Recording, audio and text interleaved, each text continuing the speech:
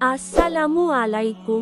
গল্প হযরত ওমর রা ও প্রিয় নবীর সাথে যুদ্ধের ময়দানে মদিনার চারপাশে হাওয়া যেন অস্বাভাবিক ভারী হয়ে উঠেছিল।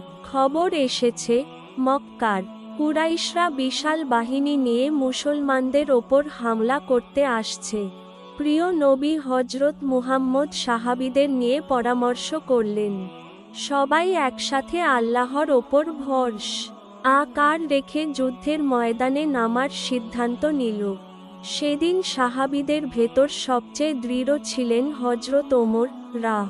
ইসলামগ্রহণ করার পর থেকেই তিনি ছিলেন তেজস্বী ও নির্ভীক। তিনি তলোয়ার হাতে দাঁড়িয়ে বললেন, হে আল্লাহর রাসূল, আমরা কি কম? আমরা তো আল্লাহর পথে জীবন দিতে প্রস্তুত। মদিনা থেকে বদরের দিকে যাত্রা শুরু হলো। পথ লম্বা, পানির অভাব, রসদের অভাব, কিন্তু হৃদয় ছিল অটল ঈমানের আলোয় ভরা। যখন দুই পক্ষ মুখোমুখি হলো, দেখা গেল মুসলমান মাত্র ৩১৩ জন, আর কুরাইশের সৈন্য ১,০০০-এরও বেশি। অনেক সাহাবী একটু দুশ্চিন্তায় পড়লেন। তখন হযরত ওমর রা নবীর কাছে এসে বললেন, হে রাসূল, আপনি চিন্তা করবেন না, আমরা আপনার পাশে আছি। যতক্ষণ প্রাণ আছে আল্লাহর দ্বীন রক্ষা করব। রাসূলুল্লাহ সাহাবীদের সারিবদ্ধ করলেন। আকাশের দিকে হাত তুলে দোয়া করলেন, হে আল্লাহ, যদি আজ এই দলটি ধ্বংস হয়, পৃথিবীতে আর তোমার ইবাদত হবে না। মুহূর্তেই আকাশ ভরে গেল অদৃশ্য ফেরেশতাদের সৈন্যদল দিয়ে। যুদ্ধ শুরু হলো।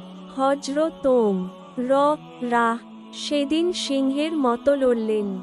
তার তলোয়ারের আঘাতে অনেক কুরাইশ যোদ্ধা মাটিতে লুটিয়ে পড়ল। তিনি মুসলমানদের সারিতে সাহসের আগুন ছড়িয়ে দিলেন। একসময় দেখলেন রাসূল সামনে এগিয়ে এসে সাহাবীদের উদ্বুদ্ধ করছেন।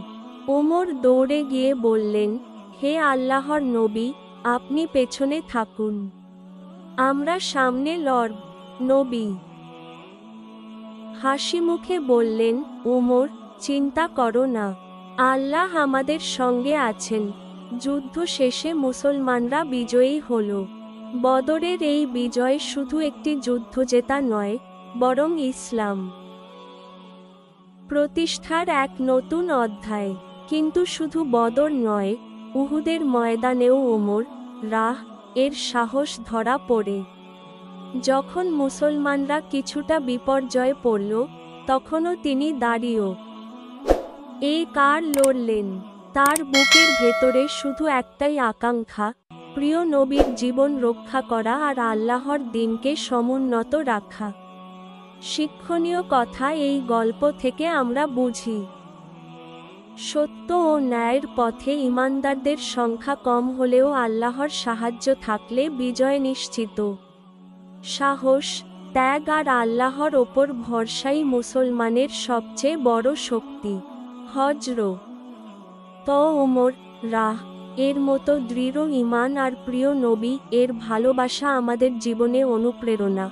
আজকের গল্প এখানেই শেষ। সবাই এই চ্যানেলটা সাবস্ক্রাইব করে দিন আর একটা গল্প পেতে।